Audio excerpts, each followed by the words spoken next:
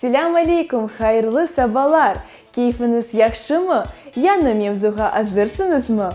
Бүгін біз психологымызмен ile oyuncaklar mevzusunu açıklayacağımız. Halkımızda aytalar ki bala oyundan bıkmaz. Yani oyunlar ve oyuncaklar balalık çağında büyük rol oynamaktalar. Oyuncaklar balalarımızın psихикасына nasıl tesir edebilir? Geliniz bu hafta life eteyek.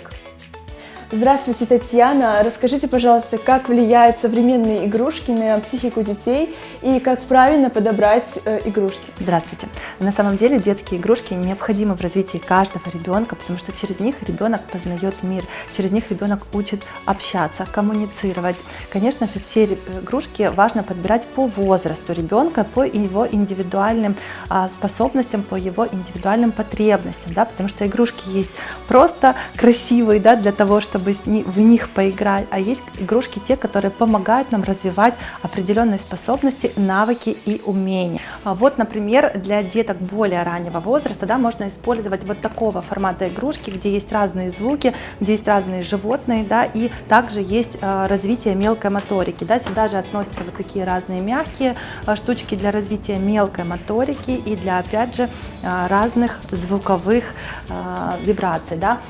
Для деток чуть постарше мы можем уже использовать игры, которые направлены на развитие речи и на развитие логических взаимосвязей. Да? Есть разные карточные игры, есть сказки, когда ребенок может сам составлять, да, и рассказывать эти истории. Есть на сопоставление съедобное, несъедобное, ну и так далее. Да? То есть игр на самом деле очень много. Есть игры направленные, которые можно самим придумать, да, самим родителям придумать для своих детей, для определения, допустим, тяжелое, легкое. Да? И мы можем использовать разные, вот потрогаете, да, вот это тяжелая, допустим, черепашка, да, вот это легкая.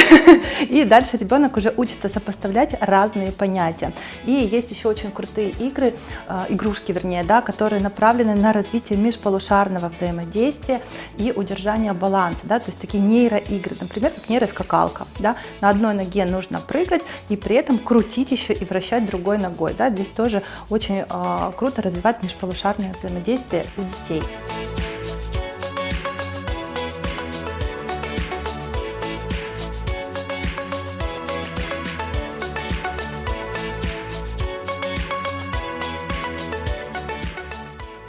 Спасибо, Татьяна, за ваши советы. Думаю, что каждый родитель прислушается к вашим рекомендациям и также будет участвовать в процессе игры со своими детьми. Böyle etip men sizlerni bitteki rubrikamızga kadar saqlashib, sizga xayrli kunlar tileyim.